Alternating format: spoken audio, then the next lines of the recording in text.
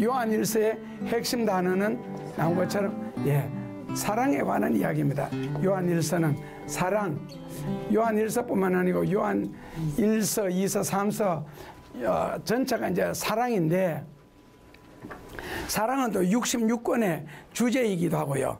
그래서 사랑으로서 그 당시에 영지주의자들이 나타났습니다. 이제 후대에서는 영지주의자가 이제 이단이 되었는데, 이 영지주의자들이 주장하는 것은 예수님은 실제로 오신 것이 아니고 가연설이다. 가연설. 그래서 디시티즘이라서, 가연설은 뭐냐면은, 가연 아시죠? 가짜로 태어났다. 이 희미하게 구름 속으로 태어났다면 이런 식으로요. 그래서 실제로 예수님이 오신 것이 아니다를 주장하는 게 가연설입니다. 그래서 어떻게 하나님이 인간이 돼가지고 직접 오실 수가 있느냐, 말도 안 되는 이야기죠. 이런 식으로 많이 설파를 하니까, 그런데 신도들의 생각으로 상당하게 많이 유혹이 됐습니다. 요즘도 그렇잖아요. 우리가 이단이다 그러면은 이단은 절대로 안 갈 것 같고, 이단의 폐해가 굉장히 심각한데도 불구하고, 그 다음에 매스컴 같은 데서도 그 이단의 폐해에 대해서 그렇게 많이 방영하는데도 불구하고 여전히, 그런데 미혹이 되고 유혹이 되는 것을 보면은 이단 사설에 계속 넘어가는 것도 못 배웠으니까, 새로운 걸 접하니까, 그래서 이제 미혹이 되는 건데, 그런 상태에서 신도들이 바른 신앙 생활하도록 격려하기 위해서 기록된 것이 요한일서 성경입니다. 그래서 요한일서 성경에 보면은 성경을 기록한 목적이 세 군데 나옵니다. 1장 4절에 나오고, 2장 1절에 나오고, 마지막으로는 5장 13절에 한 번은 더 나옵니다. 성경을 기록한 목적이요. 그래서 1장 14절 성경을 일단 읽어보시면요, 성경을 기록한 목적이 무엇인지 같이 읽겠습니다. 우리가 이것을 쓰면 우리의 기쁨이 충만하게 하려 함이로라. 우리가 이것을 쓰면, 요게 전부 다 성경을 기록하면 이라는 단어 뜻입니다. 우리가 이것을 쓰면 뭐라고요? 기쁨을 충만케 하려 함이로다. 하나님의 속성이 여러 가지가 있잖아요.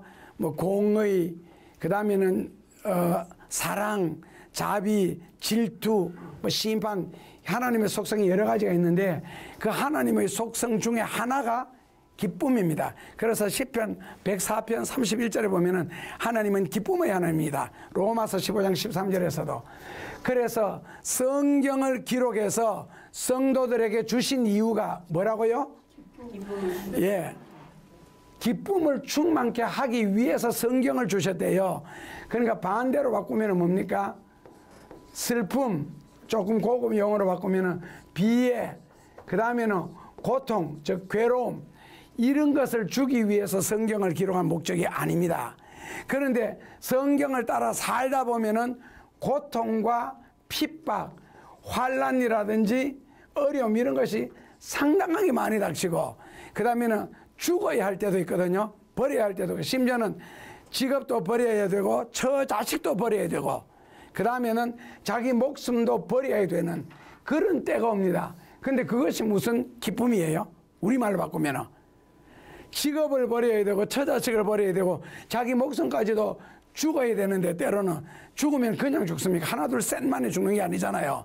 얼마나 많은 고문이라든지 박해라든지 온갖 고통을, 괴로움을 다 주고 마지막에 죽는 게 목숨이 끊어지는 건데, 그 고통이 얼마나 심하면은 생명이 참 끈질기다, 목숨이 끈질기다는 말이 나오겠어요. 그 말은 빨리 안 죽는 것 때문에 그렇거든요.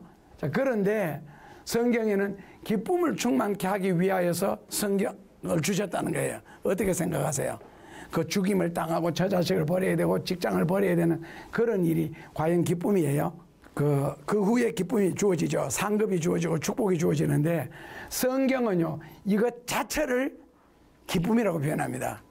자, 핍박을 당하고 죽임을 당하고 큰 슬픔과 고통을 당하는데 그게 왜 기쁨이에요? 대상이 있기 때문에 그래요. 대상이. 그 대상이 바로 주님이시고 하나님이시기 때문에 그렇습니다. 그 우리가 결국 이해 안 되는 거 있잖아요. 성경에는 사람의 머리로 이해되는 일이 아닌 게 굉장히 많습니다. 왜냐하면 우리 IQ가 보통 세 자리 숫자잖아요. 대략 100에서 많아도 평균 이제 150 이하인데 IQ 200짜리도 있고요. 그러니까 150 이하 우리 머리 가지고 온 우주를 창조하신 하나님이 하시는 일을 IQ 150 이하인 우리가 이해한다는 게 절대 불가능해. 그래서 성경에 제일 많이 강조하는 게 뭐냐? 이해한다 그러는 말은 안다는 뜻이거든요. 알미라는 문제, 이게 난리지 문제예요. 이해하려고 하지 말고 뭐 해라? 예, 믿어라. 그래서 성경에는 믿음을 그렇게 강조하는 거예요. 그래서 우리가 신앙생활하면서 알고 이해하고 믿어야 할 게 있고 믿고 알고 이해할 부분이 나오는데 알고 이해하고 먼저 믿는다. 이걸 강조하다 보면은 자유주의 신학, 종교다원주의, 진보주의 신학, 소위 노인들이 말하는 신신학이 여기서 다 나오고 무조건 믿고 보자. 이 믿음을 너무 강조하게 되면은 이제 맹신이 나오고 잘못하면 이제 사신신학이 나올 수도 있어요. 죽음의 신학 말고. 그래서 이거는 절대적으로 조화를 해야 되는데 성경에 보면은 알아야 할 것과 믿어야 할 것이 분리되어 있어요. 성경 읽다 보면은 이건 알아야 될 문제인지 믿어야 될 문제인지 예를 들어서 삼위일체, 천지 창조 문제, 예수님 부활 문제, 이 뭐 하나님 인간이 되신 성육신 문제 이거는 다 믿음의 대상이고 지금 요한 1서에서 말하는 이 성경을 우리에게 기록한 목적은 기쁨인데 성경을 통해서 우리가 기쁨을 얻지요. 하나님의 속성도 기쁨이고 나는 너희들이 고생하는 걸 원치 않는다. 예레미야 예가 3장에서 나오는 그렇기 때문에 기뻐하며 감사하며 사는 것이 정상인데 실제로 성경대로 살려고 하다 보면은 고통스럽고 힘들고 어려운 문제들이 굉장히 많이 나오거든요. 갈등하고 고민해야 할 문제들. 근데 그것을 잘 극복만 할 수 있고 순종만 할 수 있으면은 항상 하나님이 하시는 모든 일 속에는 기쁨과 축복, 감사가 들어있게 돼 있답니다.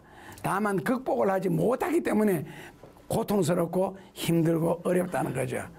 그래서 내가 이해하고 이걸 극복하려고 하면 절대로 안 되니까 믿음으로 극복하면 기쁨이 온다는 겁니다. 그래서 이 성경을 보시면서 절대로 이해하려고 하지 말자. 첫째로는 일단은 하나님의 말씀이기 때문에 이게 믿음의 대상이고 그러면 천지 창조 아무리 이해하려고 해도 과학적으로 나름대로는 많이 설명해 나가지만 아주 일부분에 불과하니까요. 둘째로 성경을 기록한 목적이 2장 1절에 보면은요. 나의 자녀들아 내가 이것을 너희에게 쓰면 너희로 죄를 범치 않게 하려 함이니라. 죄를 범치 않게 하려 함이니라. 출애굽기 여러분들이 읽지는 마시고 질문한다면은 하나님이 우리에게 오신다면 왜 오신다고 생각하세요? 자, 하나님이 지금 내 앞에 나타났다. 왜 하나님이 내 앞에 나타나시겠어요? 자, 예수님이 내 앞에 나타나는 경우, 하나님 아버지가 내 앞에 나타나시는 경우, 성령께서 우리 가운데 오시는 이유가 다 달라요. 성경에 보면은.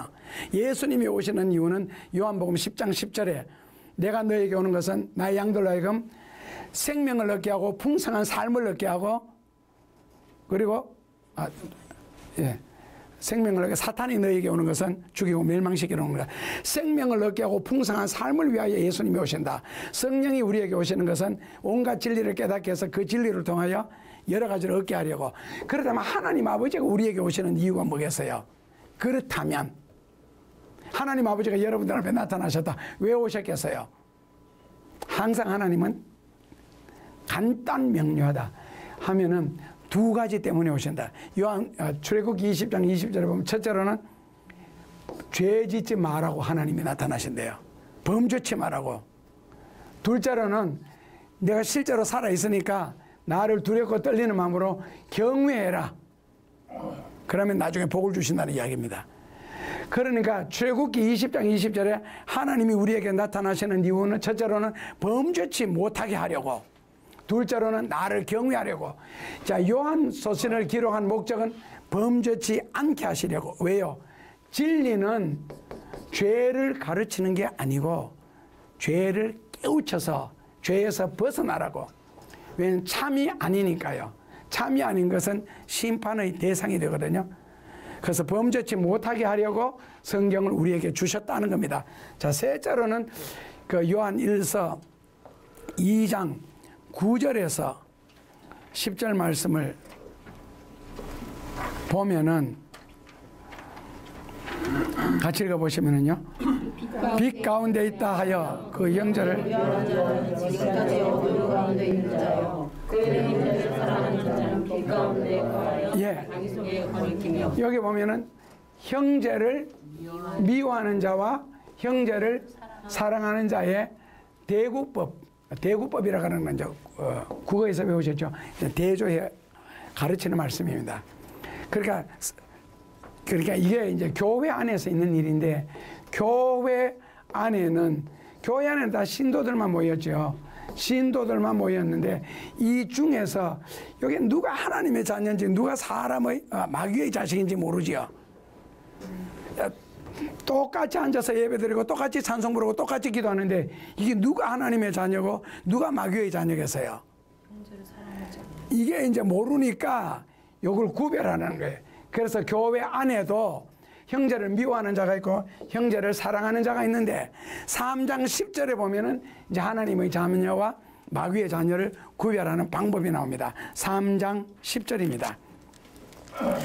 3장 10절을 같이 읽어보시면은, 이러므로 하나님의 자녀들과 마귀의 자녀들이 나타나니 무릇 그를 행치 아니하는 자나 또 그 형제를 사랑치 아니하는 자는 하나님을 속하지 아니하였지요. 그러니까 처음에는 뒤섞여 있으니까 요게 병아리들이 금병 태어나면은 암병아리인지 숫병아리인지 어떻게 알겠어요? 그래서 처음에 새끼 태어났을 때 그냥 보면 이거 절대로 몰라. 근데 나중에 크면은 뭡니까? 짱딱은 벌써 털 색깔도 달라지고 위세도 달라지고 벼슬도 다 달라지고 암탉도 벼슬 다 달라지잖아요. 크니까 표가 나죠. 그래서 이 교회 안에도 악마의 자식과 하나님의 자녀가 있는데, 찬송 부르고 얌전히 앉아있을 때는 절대로 모르겠는데 어떤 때 나타나요? 사건이 하나 탁 터져보니까 이게 이제 확 구별이 되는 거 있잖아요. 그래서 하나님의 자녀의 특징과 마귀의 자녀의 특징이 나타나더라는 거죠. 그래서 구별을 두 가지로 했습니다. 첫째로는 의를 행하느냐, 그 다음에는 사랑을 실천하느냐. 이 두 가지 가지고 안 하면은 마귀의 자녀가 되고 실천하면은 하나님의 자녀로. 그래서 다 나도 신자다, 나도 그 교회 교인이다 하니, 그래서 누가 진짜 교인이냐, 누가 가짜 교인이냐, 누가 그 나미널 크리스찬 이름만 가진 신자냐, 누가 프랙티컬 크리스찬이냐 알기 위해서 바로 생활 속에서 바르게 사느냐, 사고방식이 의로우냐 바르냐, 의식구조가 바르냐, 그 다음에 삶 속에서 말 속에서 사랑이 스며져 있느냐, 안 그러면 혈기로 정말 악으로 이렇게 사람을 대하느냐, 말 하나 속에서도. 그래서 이걸 가지고 하나님의 자녀와 마귀의 자녀를 구별하라는 겁니다. 마지막으로 그 5장 13절에 보면은 성경을 기록한 목적이 한 번 더 나옵니다. 같이 보시면은요. 하나님의 아들이 너희의 이것을 쓰는 것은 너희로 하여금 너희에게 영생이 있음을 알게 하려 함이라. 네, 내가 이것을 쓰는 이유는 하나님의 이름을 믿는 너희에게 이것을 쓴다. 그러니까 신자예요, 불신자예요? 신자죠. 교회 다닙니다. 교회를 다니는 사람 중에 두 종류가 있다라는 거죠. 어떤 종류가 있어요? 예, 영생이 있음을 아는 자와 모르는 자, 믿는 자와 안 믿는 자가 있다라는 거죠. 교회를 다니면 예수를 믿으면 당연하게 영생을 얻는다라고 우리가 알고 있는데, 생각 외로 이걸 구원이라 그러잖아요. 이 구원의 확신을 가진 자가 너무 적더라는 거죠. 생각 외로.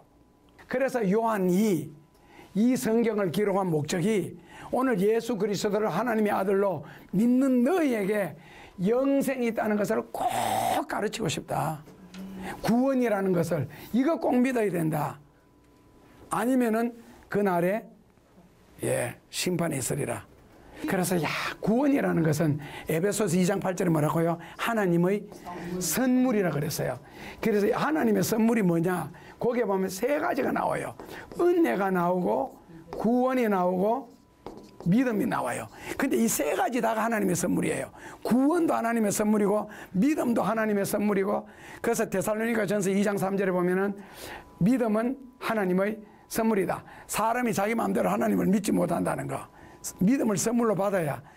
그런데 역시 그렇다면 교회에서 권사나 안수집사나 장로는 누가 되느냐? 되지요. 밥 사주고 보이는 데서 충성하고 그리고 흉내 많이 내고 하면은 아무래도 사람이 표를 찍다 보니 밥 안 사주는 사람보다는 밥 사주는 사람한테 찍게 돼 있잖아요.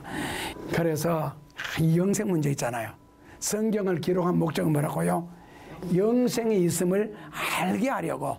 결국 영생 문제는 하면 이거는 심판 문제가 같이 따라 나온다고. 심판 문제가. 심판을 통해서 영벌을 받느냐 영생을 받느냐가 또 결정이 되니까. 그래서 구원은 반드시 있다. 그 다음에 이제 요한일서 전체적으로 쫙 꿰뚫는 사상이 하나 있는데, 내가 죽으면 천국 갈까 지옥 갈까. 자, 객관적으로는 예수 그리스도를 나의 구주와 주님으로 받아들이면은 나는 영생을 얻는다. 이게 객관적인 진리. 누구든지 주의 이름을 부르는 자마다 구원을 받는다. 이거는 다 교리거든요. 자, 교리와 현실, 실천 차이에 이 교리라는 것 있잖아요. 이거와 현실이라는 것의 차이가 뭐냐면은, 자, 국민학교 1학년에 입학했다. 그래서 국민학교 1학년에 입학하면 첫날에 가르치는 게 너희들이 6년 동안 결석을 하루도 안 하면 졸업할 때 무슨 상 받는다? 개근상 받는다. 선생님은 그냥 지나가는 말로 한마디 해서 6년 동안 결석 한 번도 안 해야 된다. 뭐도 안 해야 된다? 지각도 안 해야 됩니다. 지각하면 개근상 아니고 정근상 주거든요. 그때 상 주는 것은 뭐였어요? 주로? 우등상 해가지고 하면은 나중에 좀 잘 살 때는 사전을 많이 줬고, 그 이전에는 주산을 많이 줬습니다. 주산, 주판 가는 거. 우리 때는 그거 받았었거든요. 근데 선생님은 말로 6년 동안 결석 한 번도 안 하면, 지각 안 하면. 근데 6년 동안요, 비가 안 와요, 바람이 안 불어요, 눈이 안 와요. 새벽부터 비가 아무리 쏟아져도 학교 가야 돼요. 개근상 받으려고 그러면. 근데 하루 딱 결석했다. 개근상 받아요, 못 받아요? 못 받지요. 자, 그렇다면 교리적으로는 예수님을 입술로 시인하면 구원받아요. 그런데 만약에 환난이나 핍박이나 왔을 때 그때 입술로 시인돼요? 하다가 맞아 죽는데. 그러니까 그게 교리와 현실 사이의 괴리라고요. 이걸 극복해 줄 수 있는 힘이 어디에서 온다? 믿음에서 오는데, 그렇다면 과연 그걸 극복할 수 있을 정도 믿음이 있느냐는 거예요. 우리 삶의 현실에서 어떤 문제가 생겼을 때 그 극복할 수 있는. 그래서 앉았을 때는 똑같이 다 신하니까 구원 다 받은 것 같고 다 예수 믿는 것 같은데, 실제로는 내가 죽으면은 천국 가겠느냐 못 가겠느냐 하는 문제가, 그 요한복음 3장 4절에 3장 1절에 니고데모가 예수님께 와서, 선생님, 내가 보니까 당신은 하늘에서 내려온 것 같은데 좀 다른데 내가 어떻게 하여야 영생을 얻으리까? What shall I do to inherit eternal life? 내가 어떻게 하여야 영생을 얻으리까? 그러니까 예수님이 예수 믿고 구원받아라, 이렇게 해야 답이거든요. 교리적인 답이에요. 근데 예수님은 예수님에게 영생에 대해서 질문하는 사람들에게 한 번도 교리적인 대답을 안 했습니다. 자, 예를 들어서 마태복음 19장에 부자 청년이 예수님께 와서 내가 어떻게 해야 영생을 얻으리까 할 때 예수님 뭐라고 대답했어요? 그렇죠. 예수 믿고 구원받으라 소리 안 한다고, 예수를 입술로 시인하라 소리 안 하고 제3 문제를 끄집어낸다고. 율법사가 내가 어떻게 해야, 누가복음 10장에서 어떻게 영생을 얻으리까 그러는 게 예수님 뭐라고 대답했어요? 율법사가 율법을 지켜라 그랬거든. 나 율법 다 지켰다. 그래도 모자라는 게 있느냐? 그러니까 엠마오로 내려가는 그 강도 만난 사람 이야기 하잖아요. 그러면서 하나는 두드려 맞고 피투성이가 됐고, 그런데 그 사람을 누구는 도와주고 누구는 피해갔다고 이래가면서 누가 강도 만난 자의 이웃이냐? 거기서 who is neighbor 명사구로 이야기했죠. who is 강도 만난 사람의 이웃이 되겠느냐라고 했을 때에, 율법사가 질문한 거는 요거예요. 예수님이 처음에 질문 이거 했을 때에 예수님이 강도 만난 자 이웃의 비유를 설명하고 난 뒤에는 who is라고 물었고 who acted like his neighbor, who acted like, 이건 뭐냐면 누가 강도 만난 자의 이웃의 역할을 했느냐는 거예요. 누가. 그러니까 여기서도 예수님이 교리적으로 예수 믿고 구원받아라 안 했어요. 사랑을 실천한 자. 그 부자에게는 재물 문제. 오늘 니고데모 같은 경우에는 장로잖아요. 예루살렘의 72명 장로 중에서 니고데모가 6번째 높은 사람입니다. 율법 다 합니다. 성경 다 합니다. 그러니까 예수님이 느닷없이 뭐라고요? 중생 문제를 끄집어내는 거예요. 그 중생 문제를 끄집어내니까 그래도 니고데모가 똑똑하잖아요. 아무리 생각해도 내가 엄마 뱃속에 사면 태어났는데 어떻게 이 몸으로 엄마 뱃속에 들어갔다가 다시 나오느냐는 거예요. 자궁지향적인 이야기였어요. 생물적인 이야기였고. 그러니까 예수님은 지금 영적으로 지금 말씀하고 있는데 니고데모는 육신적으로 인간적으로 이야기하고 있다고. 그래서 영적으로 중생해야 된다. 영적으로 중생이라는 것은 원래 그대로 쓰면 리버스가 되거든요. 이거 나 말 그대로 다시 태어나는 거예요. 근데 이제 원어 성경으로 영어를 번역하면은 from heaven이에요. 하나님으로부터 태어나라는 거거든요. 그 네가 이해하고 있는 리버스가 아니고 하나님으로부터 태어나라. 이거는 이제 니고데모가 이해를 못한 거예요. 그래서 결국에는 그 실제적으로 천국은 누가 들어가느냐? 중생한 자가 들어간다. 교리적으로는 예수 믿는 자가 들어간다. 그렇다면 내가 중생했나 못했나? 이건 이제 교회 다니는 사람들, 예수 믿는 사람들 굉장히 궁금한 건데 그 궁금한 걸 풀어준 것이 요한일서입니다. 그래서 요한일서에서는 그 중생한 증거를 5가지를 제시를 합니다. 이제 듣다 보면 여러분들이 이제 내용은 아실 텐데 첫째로는 2장 29절입니다. 5가지 중에서 한 가지만 여러분들이 맞으면 됩니다. 읽어보시면 의를 행하는 자마다 그에게서 난주를, 그에게서 누구에게서? 하나님에게서, 예수님에게서 난주를 알아.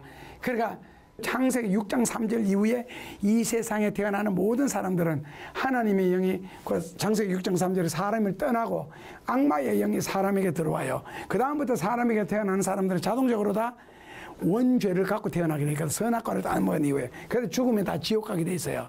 그러니까 지옥 가는 사람이 예수 그리스도를 뭐라고요? 믿음으로 하나님의 자녀가 되죠. 요한복음 1장 12절에 있습니다. 하나님의 자녀가 되는 권세를 주셨는데 이 믿음으로 하나님의 자녀가 되는 이 과정을 예수님은 하나님 품으로부터 다시 태어나라는 거예요. 중생하라는 겁니다. 결론은 중생을 해야 되는데 내가 중생했는지 안 했는지 어떻게 아노?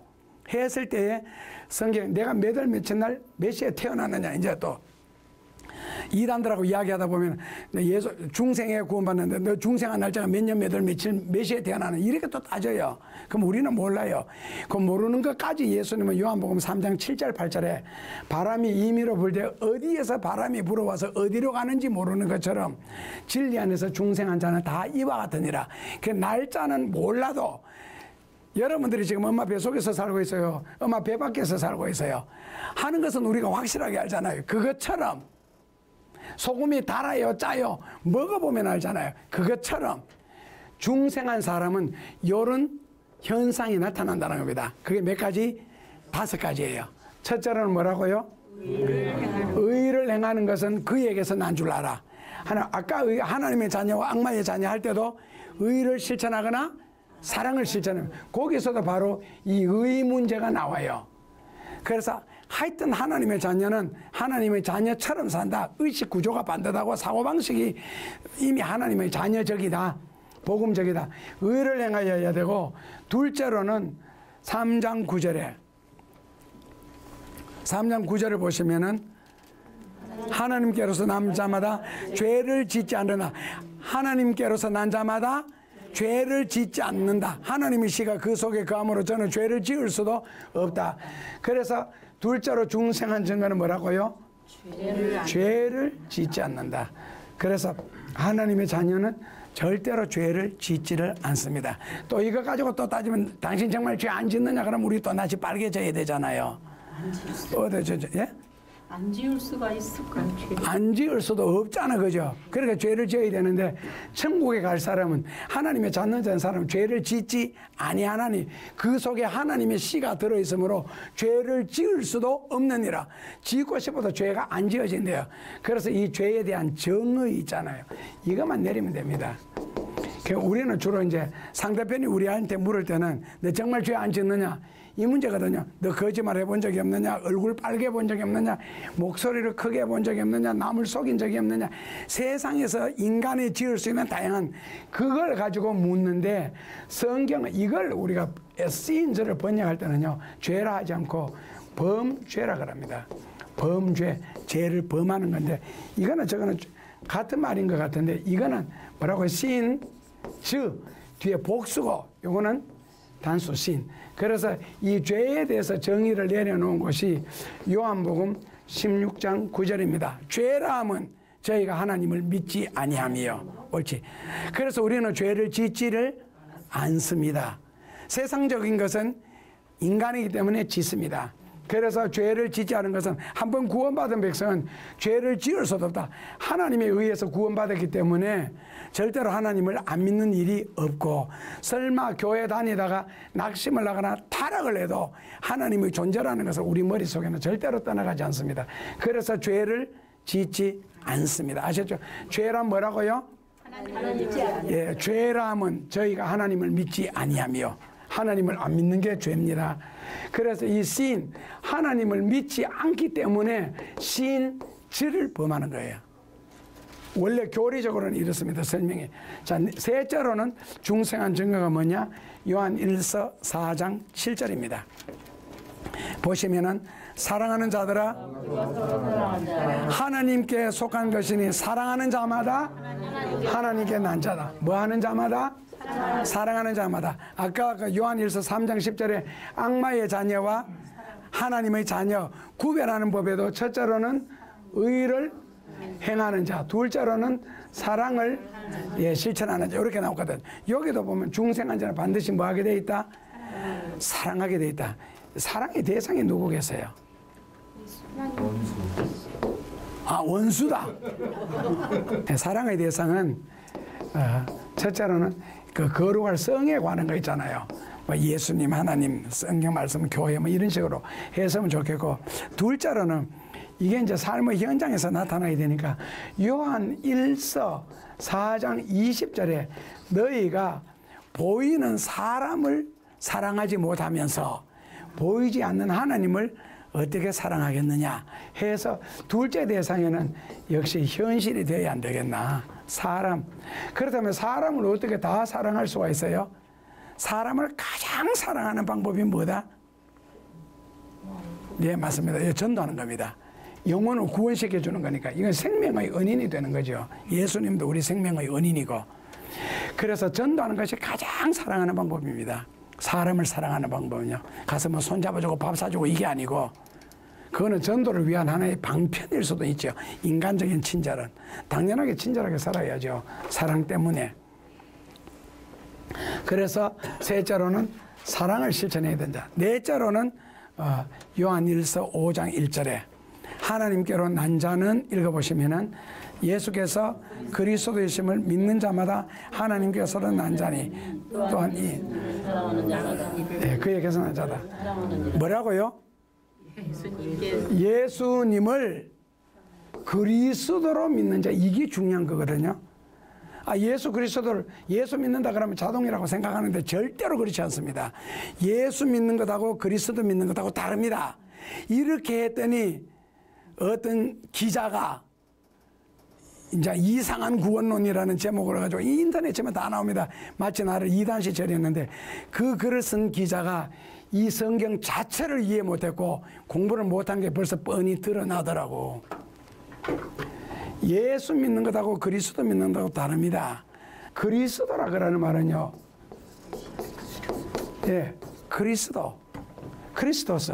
그리스도라는 말은 이거는 이제 하나님이 기름 부었다. 기름 부음 받은 자라는 뜻이죠. 하나님이 기름 부어. 그럼 뭐 공자한테 석가한테 하나님이 기름 부어서 한번 보세요. 이건 아니잖아요. 그 다음에는 메시아. 우리말로 바꾸면요. 구세주라는 뜻입니다. 구세주, 세상을 구원한 주님. 메시아. 그 다음에는요. 신. 크리스토스라는 단어 뜻 속에는 기름 부음을 받았다, 메시아다, 신이다라는 뜻이 있습니다.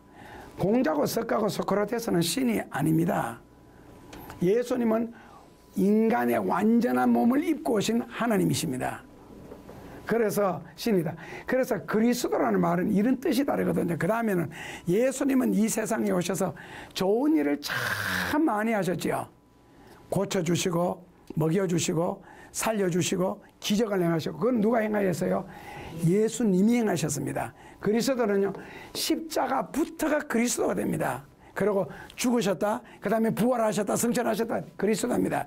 그러나 그 몸에 예수님이기 때문에 예수 그리스도. 그래서 우리는 예수님도 믿고 그리스도도 믿습니다. 그래서 예수 그리스도를 믿습니다. 자, 그 다음에는 성경 요한계시록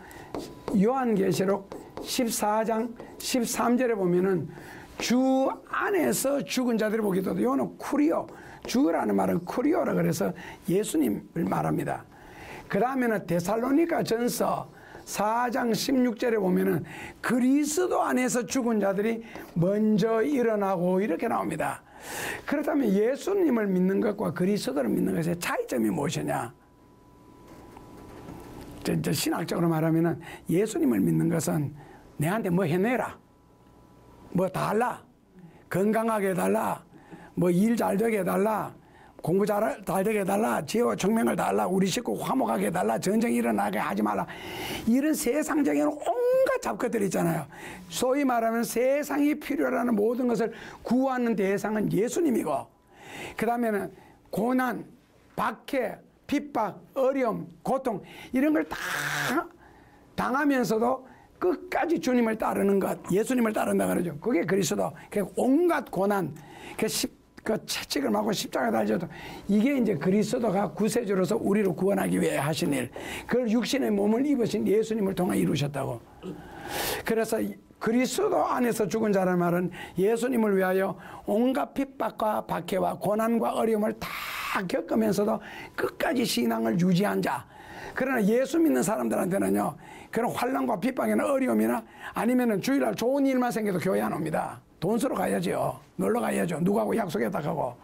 그건 예수 믿어서 그래요. 그리스도를 믿으면요, 진리와는 절대로 타협하지 않습니다. 목숨을 걸어놓고도, 죽으면서도.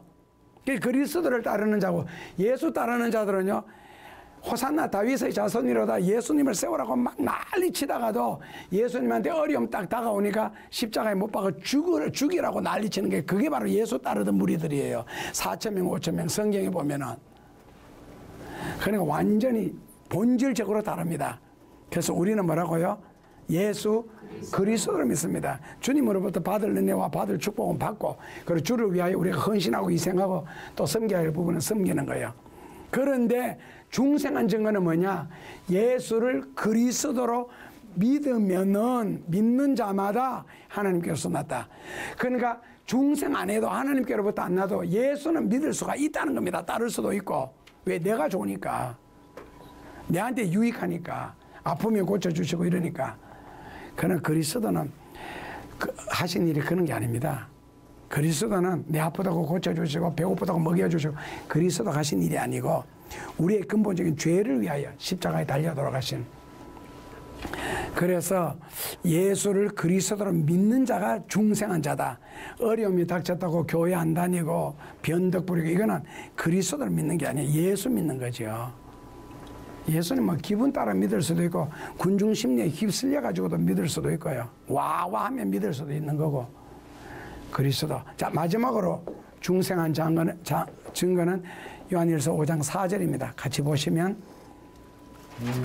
대저 하나님께서 세상을 이기면 이것이니 우리의 대저 하나님께로서 난 자마다 뭐라고요? 세상을 이김이니라. 세상을 이기면 이것이니 곧 우리의 믿음이니라. 예, 세상을 이긴다. 다시 말하면 환난과 핍박 가운데서도 절대로 굴복하지 않는 것. 이게 로마서 8장 31절에서 36절 끝절까지 쭉 보면은 환난이나 핍박이나 위험이나 어려움이나 사망, 즉 죽음이 어떻게 우리를 그리스도 예수의 사랑에서 끊어낼 수가 있겠느냐? 절대로 안 된다. 그래서 일단 그리스도를 구주로 고백하면요, 생명까지 걸어놓고 절대로 진리와 타협하지 않는 거죠. 앞으로 이거 꼭 필요합니다. 이 믿음이. 그래서 이 믿음으로 뭐라고요? 현실을 이기고 마귀의 시험을 이기고 세상을 이긴다는 겁니다. 자, 중생한 증거가 5가지 있었습니다. 첫째로는 의를 행하는 자, 둘째로는 죄를 짓지 않는 자, 셋째로는 사랑을 실천하는 자, 넷째로는 예수를 그리스도로 믿는다, 다섯째로는 이긴다. 이것이 이렇게만 된다면 확실하게, 그러니까 이 5가지 중에 한 가지만 확실하게 있어도 중생한 증거입니다. 아셨죠?